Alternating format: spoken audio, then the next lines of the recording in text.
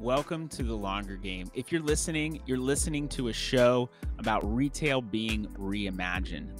If you'd like to connect with The Longer Game, look for The Longer Game at thelongergame.com and on Facebook, Instagram, LinkedIn at The Longer Game. We're here to talk about retail, why it's changing, how it's changing, and what you can expect in the future. We're not trying to take ourselves too seriously, but we do want to know what that retail landscape is going to look like. I hope you enjoy your time listening to this podcast. We try to keep it as quick as possible because we don't want to waste your time, but we want to keep you informed. Thanks for tuning in. Now, here's the show. Welcome to The Longer Game, everybody. I'm your host, Michael Marr, and we talk about retail reimagined. What does that mean? It means we are looking into the future of retail. It's changed drastically in the past couple of years. The pandemic has accelerated that change, seeing almost 10 years worth of growth in quarter two of 2020. It's a year and a half later.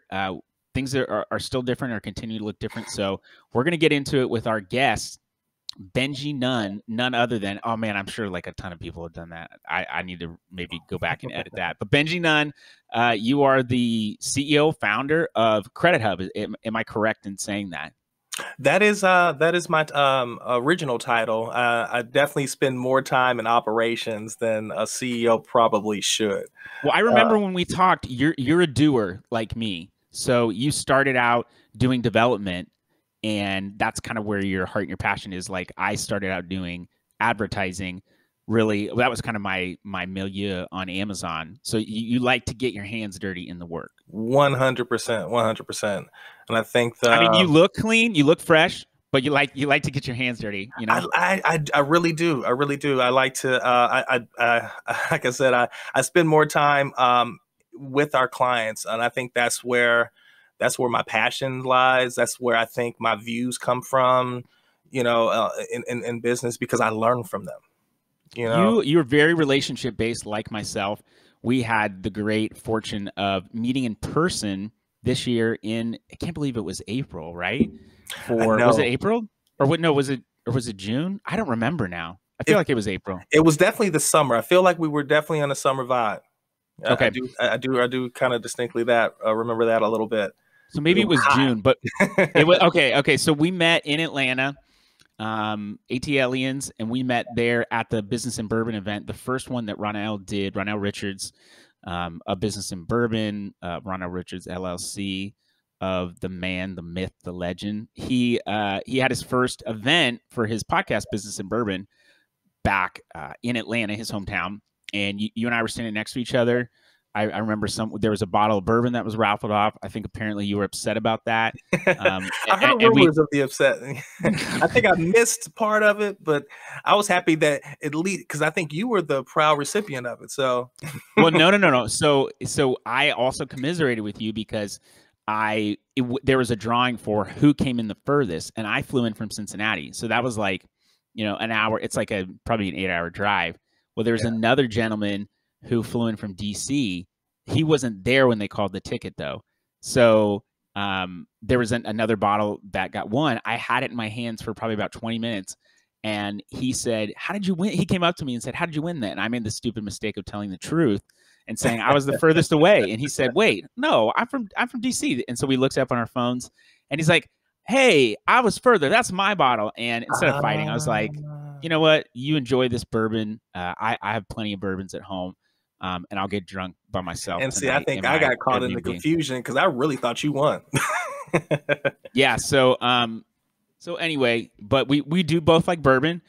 We both had the opportunity the next day. You were gracious enough to open up your schedule, and we went and got some drinks and some dinner. And you were having dinner with you was the second time I'd ever had an oyster in my life. I'm 35. I think the first one I had was like when I was 32, is in Denver of all places. I had one. So I had second, third, fourth, fifth, sixth, seventh, eighth, ninth, 10. I had like, 12 or 20 with you, and you showed me a different way to eat them. And so started an oyster revolution. I heard, right? And who knew, right? And I thought it was gonna be just uber simple. Because as much as I love the oysters there, I wanted to share with you the bourbon because we both missed out on that, right? Yeah. So we were sharing that, and there was a great old fashioned that was there. Exactly. It had a salted rim. Oh no, they had salted cherries. Salted cherry, salted ice, right? Exactly, was inside. And that's unique. I mean, I've never seen that before. I think they lit it on fire and it was smoky before they brought it out. They do, yeah. So I wanted you to see that experience too. I only saw it a handful of times when I travel, and I thought that was super cool. I thought when I left that dinner, I went to the closest liquor store because I knew, being in Cincinnati and being so close to the heart of bourbon country, it can be difficult to get products because everybody's turned on to bourbon. So they know it's good. They know what is good. There are people that are trading half bottles of, William LaRue Weller, Elmer T. Lee, all that kind of stuff. I mean, I'm a big Buffalo Trace fan anyway, but basically anything that's hard to find Buffalo Trace, people are trading. Other brands like Kentucky Owl, et cetera, which I had the pleasure of having the Kentucky Owl rye with a buddy of mine recently. Very opposite of Angel's Envy rye, but equally as good.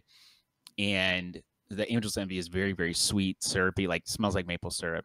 And this other rye is more spicy. And I think that's what does it for me, is the smells, right? Yeah. I mean, people say it's like 150 smell is 115% of taste or something like that. So pretty important. I don't think. But I went to the liquor store closest by and saw a beautiful wall of Blanton's, Green Label, Red Label Weller, William LaRue Weller, some I think there was Wild Turkey stuff that was rare. There was Elmer T. Lee.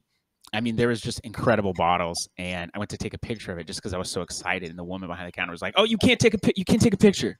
And I was like, "Okay." So I showed her I deleted it, which I did, and I was looking, and it said point system or something, and it was like you have to every time you shop there, you get a single point, and just to go there, it was like 50 points to be able to purchase the bottle. Now the prices were good, but that meant you had spent 50 transactions there. I would just go every day and buy a little bottle of Fireball, get my 50 points, come back and be like, boom, I want the Elmer T. Lee. Boom, I don't know if it's like 50 points a bottle, but that would have been my strategy. But I didn't get to take anything home, so I was disappointed. Yeah. But hey, and I went to that was a good time though, man. I hope you enjoyed Atlanta though, Hope you guys. I had a great time. You made my experience better. And right after I left the liquor store, I went to the dirtiest bathroom I've ever been to in my life.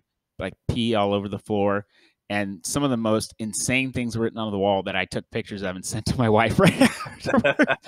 I was like, babe, you got to check this out. Look at what people are writing on the bathroom stall. And that's some of the best parts, just sharing it with your partner, right? Just, hey, you would not believe what I saw. You would not believe what they said.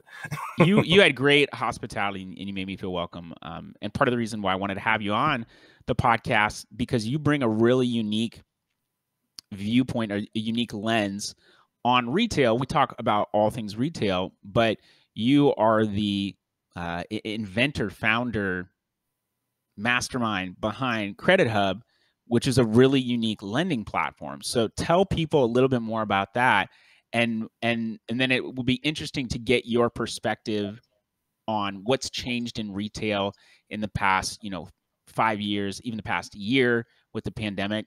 Because I'm sure that as sales change, lending patterns change. So tell people about what CreditHub is. I mean, they can go to credithub.com and check it out. Is that right? Yeah. CreditHub Access. And that's where we developed this hub really to differentiate the person and the company, right? It's credithubaccess.com. Okay. Yeah, credithubaccess.com. The platform sits in kind of a SaaS fintech world where we blend finance and technology. I like to call it high tech and high touch, right? Okay. I like that. Right. So that using way we technology so that you can be a better steward of the human to human contact. 100%. I think that's all about meeting kind of the human where they actually are, right? We know business has changed tremendously throughout some of the largest companies weren't around 10 years ago. and so forth and so on, right? So it's a lot of changes, and being able to be nimble is one of those things where we wanted to focus on the entrepreneur. We know that entrepreneur may or may not have or had in the past credit challenges.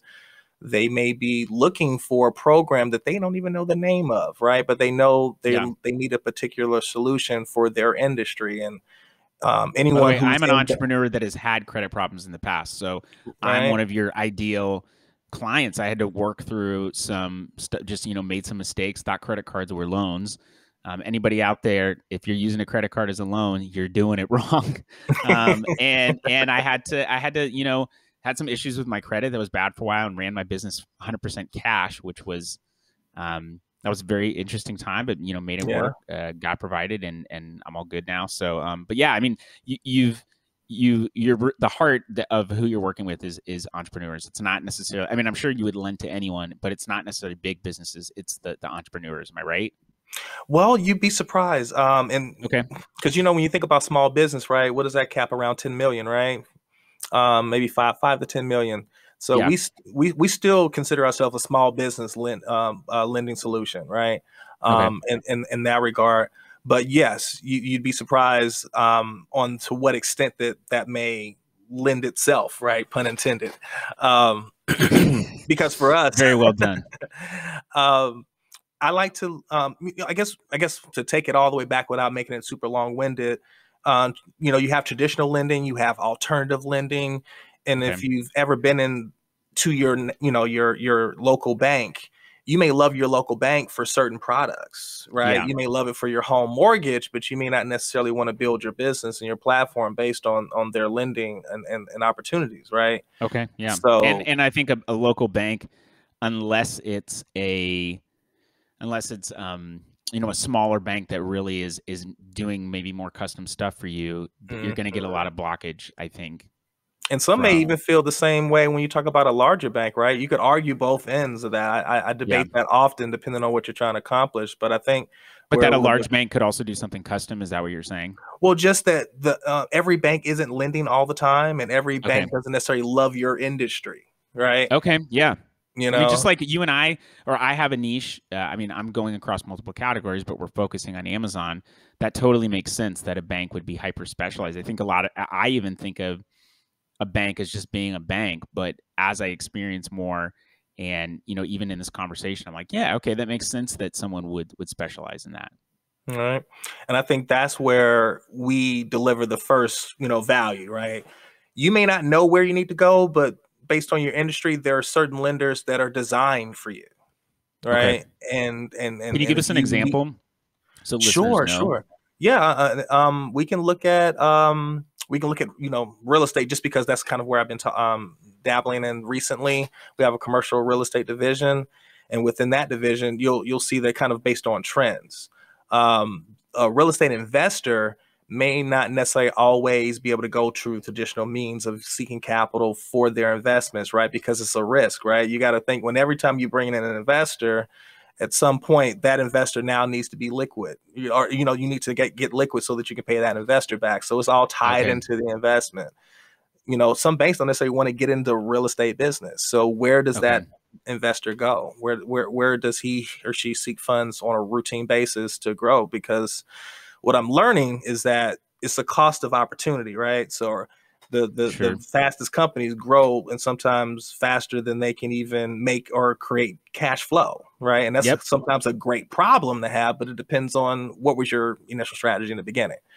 One of the biggest issues we see brands on Amazon facing, and this is not a flex at all, it's just the truth. We can get you growth. And I think a lot of people could get you growth. Now, how good of a return are you getting on advertising? Are your products really ranking higher organically? All that stuff, the devil's in the details. I mean, I hope the devil's nowhere near me, but I heard he's in the details. And but when it comes to, creating growth, you can increase sales, but there's a cost that's associated with that. And so you need capital. But even if you create high demand for your product, let's say you have 100 units and you sell out of those 100 units in a month, and you have them for 6 months.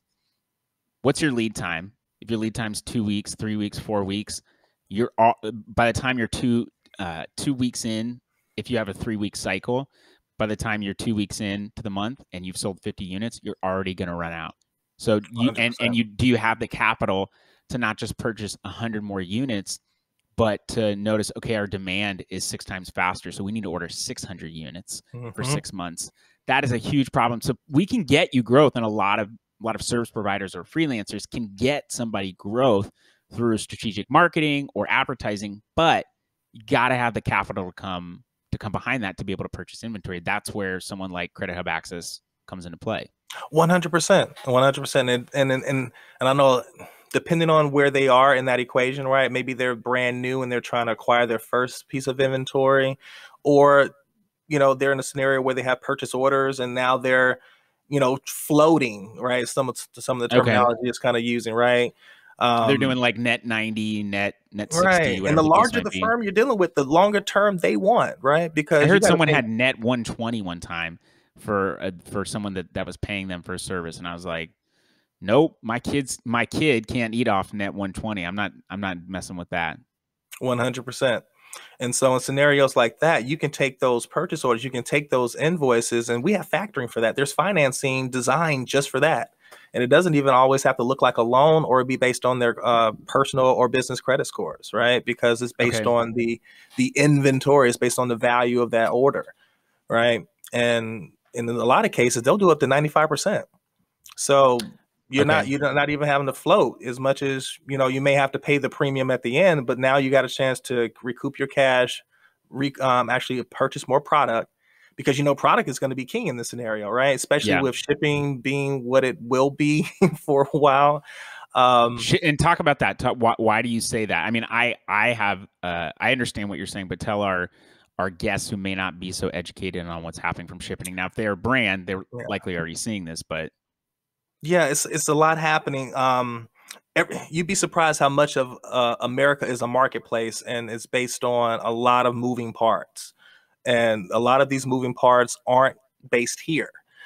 And a lot of that traffic isn't necessarily translating, and it's actually now translating more into cost, right? Because the longer something sits in the water, right, if you will, for an analogy's sake, and it can't get onto land, then that has expiration dates, right? Some of that stuff can go bad, and that creates a whole nother set of costs, or it may cost them more just to deliver, because now you have that whole supply and demand chain being interrupted, right? That's a big problem. And it's not necessarily gonna, it may take longer than most people think for it to have a full resolution. And so plotting and planning for that, and building a brand for that, and building a moat around that is more and more important now than it has been, because now your clients may have to wait on this product. Okay. We keep it real on the show. Your microphone is just scratching a little bit on your, I mean, you look awesome. It's just scratching a bit on your tie. So, okay. But hey, look, we're still live, people. Well, we're not live, actually. We're recording. But that's a big issue. It's a big issue because if your product is on the water, where are the salaries for the people that you're paying? Where's the money for your overheads? Where is that at? It's sitting on the water. All right.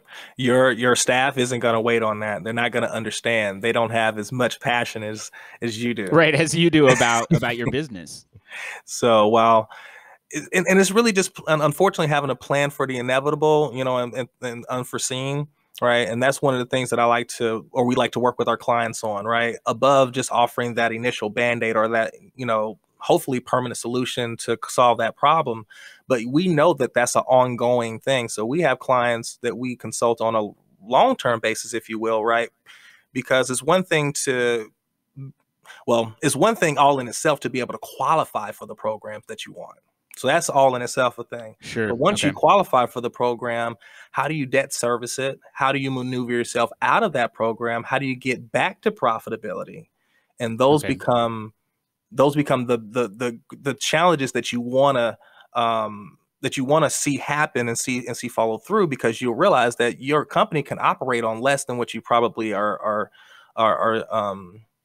accustomed to utilizing, but you either A, may not have as much capital as you believe you need, or sometimes I've encountered companies that had maybe too much of an injection in capital and needed to streamline that a little backwards, right? Because talk about that, because that's, people are, I think, are often saying, you know, we got cash flow issues, we got all these problems, and I think it's probably less of what people think, and it's just how you're strategically set up your business. A good example would be a CEO who's, you know, paying themselves $25,000 a month, and they're like, man, we got cash flow issues. The next paid person is $5,000 a month, and they're like, well, we're just not profitable. The market's, market's messed up. And it's like, no, you're paying yourself a lot of money. I'm not saying you're not worth it, but if you want to be profitable, then you might want to, keep some of that money in the business. So I think it's how people frame things and how they look at it. So I think even the people that are like, we've got cash flow problems, maybe it's not cash flow problems, maybe it's something else. But talk about getting too much capital now, how that could hurt a brand. Sure. Having, I'll give you an analogy. Have you met or knew the kid, or maybe you were the kid, right, that had the brand, and this is like Little League stuff, right? I don't know if you ever played Little League. I did. I played one season, and I have a great picture of me looking. You're talking about baseball? Uh-huh. Yeah, I was looking into the sun, crying, and they're like, "Open up your eyes," and I've got these blue eyes that are super sensitive to the sun, and I'm like, I've got my eyes open, and I'm like crying. That's like terrible picture, but yeah, good memories. You're totally gonna get this. So just imagine, right? You got the brand new cleats. You hadn't broke them in yet, right? You got the brand new glove. You hadn't even had a chance to spit test it yet, and you got the brand new uniform. You got brand new everything. Right. Yeah, by the way, I love that you love analogies. I'm an analogy freak. So let's just see, but you haven't played the game yet, right? Yeah. Okay. Right. And you haven't played the game yet, but you are so well equipped to play the game that I think supposedly, right?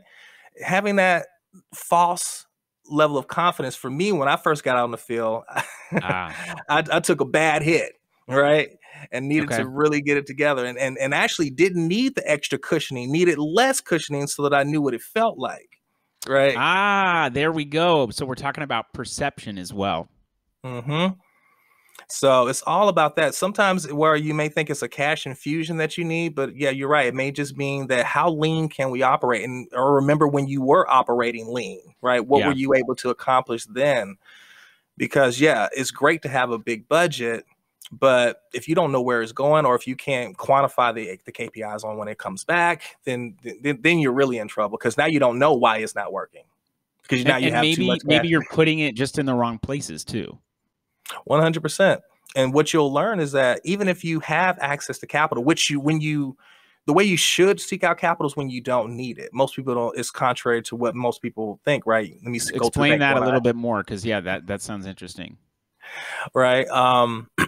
You want to seek out capital when you look the best, right? Yes. Right. And you look the best today. You win that. Hey, I was trying to impress you on your show. Hey, it worked. It worked. All I got is this Prince shirt on that I got for my birthday, which I think it will do. I think I told you I'm a big Prince fan, wins, man, because he got it more than anybody. he had a custom altering. Yeah, someone in his house that was altering his clothes for him. See, he had it. But I mean, when you're 4'11" and you're wearing heels all the time, you probably have to have someone custom make stuff for you, or you're gonna shop in the junior boys section. You definitely probably have your own style for sure. You have to. I've actually thought about, could I start doing custom alterations? Could I start, looking a little bit different? Because I mean, I got beach shorts on and a Prince t-shirt. I'm like, I like dressing sometimes outlandishly with like the crazy prints and the patterns. I had this shirt that my wife got for me specifically to go to Key West. And I mean, it was bright floral. I'll send it to you after this. I think you'll appreciate it. And it was my Key West shirt. And I think I sent it to a couple people, and they teased me, and I was like, "Hey, man, I'm just leaning into it right now." No, that makes sense. No, I mean, I will say maybe 10 years ago, I got into custom fits. I will say that if you haven't experienced it, you should. It's definitely worthwhile. you Okay. know. But yeah, coming from where I come from, that was unheard of. So the minute I Yeah. could, I wanted to at least explore that, you know.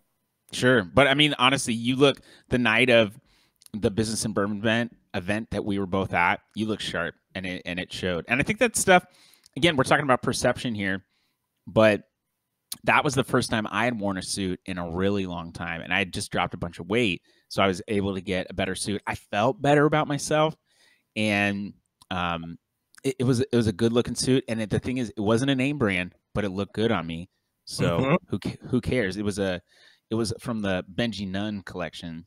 You know, Maybe you can get your own line of suits, man. But yeah, I think hey, that'd be when dope. you put out the perception of of confidence, and like you said, you could have too much confidence. You could be overly confident in your skill set, but if you show up and you're dressed to play, You at least then get an at bat, right? yeah, You want that at bat as often as possible, you know, and as many times as you can get it. And obviously, you want to perfect that as often as possible too. But that even comes into play, when we talk about retail and products, right? That's why I love products, right? I wish I worked with more product companies. A lot of the companies I work with on a regular basis are more service driven, and we're gonna take some of our clients, and they're gonna work with you because one of the things we're doing is trying to grow. My agency, Cartology, is trying to grow, and we want to be able to provide different services to our clients to help them grow their business overall. So we partnered with CreditHub Access and help people, or CreditHub. I'm sorry, CreditHub Access is the URL, right? right. But we partner with you because we believe in what you're providing, but we want to be able to provide solutions. So anyway, you want to work with more product companies. I interrupted you. Yeah, it is it's interesting, right? Because I hear you talk a lot about brand, right? And Hmm. how that's going to be the new evolution to the retail experience. And of course, it's almost like when you buy a car and you see the car everywhere you go now. So it's like everywhere I go now, I'm Yeah. seeing those things. I was like, man, it is so true. So I've been putting my ears to the ground, just kind of paying attention. As a matter of fact, in preparation for meeting with you, I just kind of been diving in, kind of did even some case studies with some of my old clients, because I have some FBA Okay. Amazon clients. I have some guys that even did the pallets, right? They kind of bought the Yeah. pallets and started their arbitrage that way. And I remember talking to them early on, and how they were able to do it. And we had some solutions for them, and we were able to help them accomplish that initial seed capital, right? I Okay. find myself, I either meet the client or the customer at the very, very beginning, right, from a startup standpoint, Hmm. or after the first hurdle, right? Okay. Yeah. Kind of meet in the middle. They're like, And oh, we do need help. They realize that, and so then they start I've had reaching a out. little life. I've already bumped my head there. They told me no there, and yeah, it usually takes that for them to want to look at some different options, right? Because Yeah. you think one way, I'm gonna go to the bank and they'll make it happen for me. When you And there are realize, really so many ways to skin a cat. Apologies to anyone who's a cat lover, but there's a lot of different ways to get things accomplished. And sometimes, I mean, not sometimes, but I believe always the tough experiences and things we go through, we could get real deep. I think even someone that has survived, domestic abuse, there's purpose in that. It's not that you deserve that, but the world is a crazy place, and so bad things happen. But in that is your story. You can tell that, and you can help enable other people to stand up for themselves and prevent that from happening or to happen in the future. And I believe it's because of those experiences, not in spite of, but because of those experiences where you bump your head, or if you're like myself, made really bad decisions with money. I've been a lot smarter with money on this, when I was first selling product and I was in e-commerce as a brand, as a reseller, made some really bad decisions, and I run my business a lot differently now, and I'm in a much better place, been able to pay myself more, got cash in the bank, able to pay my team more, and profitable, and looking at things in the right perspective. And if I hadn't experienced those bumps in the head, I don't think I would be where I am now. And so, if you're in the midst of learning something right now, you're in an incredible place, because you have an opportunity to change your mindset and then go into it saying, okay, so this is not the way it's going to get done, but what is the way that it's going to get done? 100%. 100%. I couldn't have said it better. You, I bet you could have. yeah, you got it, man. I mean, for me, I think it's also too. Just to add any layer to that is, there's something to be said about those 10,000 hours. If you've ever heard that analogy, right? Yeah. How long you've been in the game, if you will. Your cost of entry can be whatever it is, right? But once you pay that cost for entry, you obviously want to minimize that cost as much as possible with experience or previous endeavors or learning curve from a mentor, however that may behoove that person. But Yeah. after you're in the game, it's something to be said about just staying in, right? A lot of companies have done well just by staying in long enough to find out what their competitive advantage ended up becoming, right? They thought it was not everyone comes out saying, "Oh, I know this is what we're going to do." You say, "Hey, I'm going to be a lender to people," or "I'm going to help brands grow." And it's like, but what is? I thought I was just going to help my friends and family, man. Okay. I had no idea. Yeah. That's I just real. knew That's real. Yeah, I just knew that the information that I would get from platforms that dealt with my personal credit didn't know that I was a business owner or knew that I wanted to be a business owner. Okay. Yeah. The strategies that it would take for me to buy a home is not the same strategy I would take to buy a business. It's just completely different rules. And, there wasn't, at least I couldn't find a platform that knew what my goal was. And I think that's what I was looking to build something that I actually wanted, right? Something to kind of bridge that gap, but created that separation so that you could be self-employed, right? And have a family and, and be independent. Because I think as much as somebody may want to be, I don't know, Jeff Bezos, I think most entrepreneurs want just the freedom. They want the freedom. I'm in agreement. Maybe not always the lifestyle business, but definitely the freedom, right? I think the freedom is what makes the lifestyle better. I can tell you this. I know I could make more money if I just went and worked at a bigger brand or I worked in an agency and helped build out an Amazon service. I know I can make more money right now. I don't know that my quality of life would be the same. I don't know that I would have the time with my family that I want to have and that I can prioritize. I don't know that I'd be able to impact my team in the same way that I am right now because of the freedom of how I choose to run my business, how we impact clients. There's all this stuff that's trade-offs, but I know that, in the long run, I also believe that there's going to be the capability to earn more money in the company overall, as opposed to just getting a high salary and maybe capping out or, getting bonuses and stuff like that. There's a lot more to come. And I wanted to be able to have that. So I think you're absolutely right. And you hit the nail on the head when you said, you created a solution for something that wasn't there. I mean, that is the entrepreneurial dream. That's how things start. It's like, this thing doesn't work. We need to create something for that. And you see a gap in the market, you get out there. And like you said, I think that's great. You're out there long enough from a product standpoint, you're out there long enough realizing, okay, we started the business for this reason, but we're still in it because of X, Y, and Z. Like the reason I started being an entrepreneur, I hated my job and I wanted to get the hell out of there. And the reason I'm still an entrepreneur is because I can be impactful and I enjoy the freedom. It wasn't that I didn't want to work in the beginning. It was just I didn't like what I was doing, and I thought, okay, well, I'll just start doing something of my own because I know that I am capable to put in work even if I don't know exactly what I'm doing. So, no, 100%. I love talking to you, man. You are so fun. We need to grab a drink again. I'm sure I'll be back down in Atlanta because I have friends and no family, but I've got friends there, and I mean I've got you. So we'll definitely do that, and I'll be up there too. I around fourth quarter, I kind of hunker down a little bit. I kind of had my summer, right? But yeah. Is that more summertime for you? That's well, early in the quarter, right? Because it's interesting, man. Third and fourth quarter, getting ready for Black Fridays, like this is. I mean, I would love to get out of town. Don't get me wrong, but this is probably where all the pivoting is happening. Okay, so that is actually your busy season. Oh my gosh, yes. Some people fiscals are at the end of the year. Some people change their fiscals too, but depending on what their strategy is. But yeah, no, third, fourth quarter, that's our busy time. Benji, if people want to find you, Where are they going to look? Are they going to look at the Oyster Shack? Are they going to look at the bar with the nice old fashions? Where are they going to find you?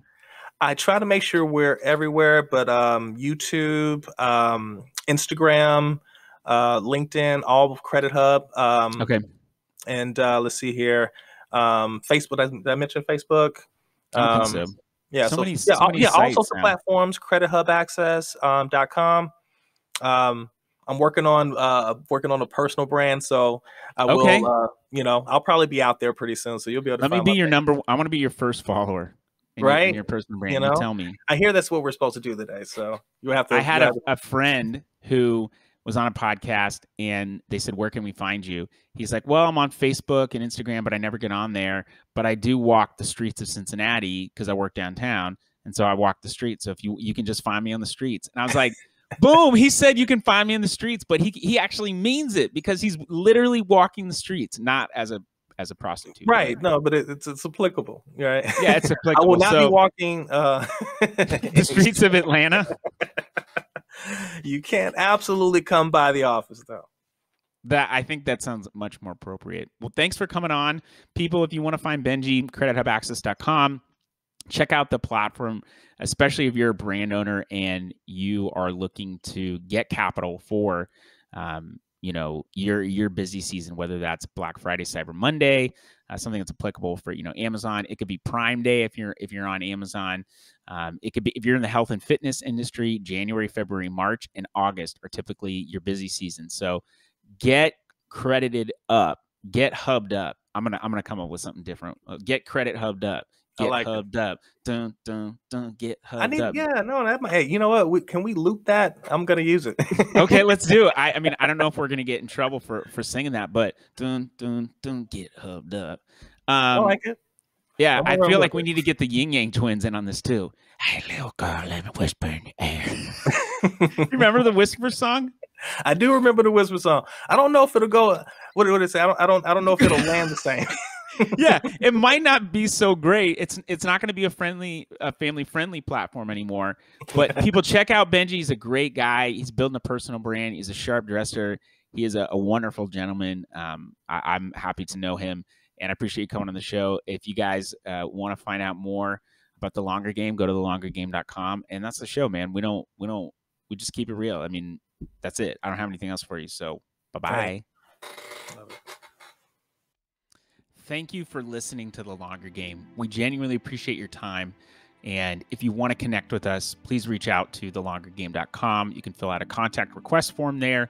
You can also find us on majority of the social media platforms, except for Twitter. That's the only one that we're not really on.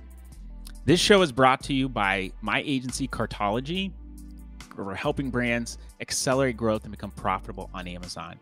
If you'd like to know more, go to thinkcartology.com, fill out a contact form, and we'll get on the phone. That's what it's all about, connecting with you and building a relationship. This show is also brought to you by Arch DevOps.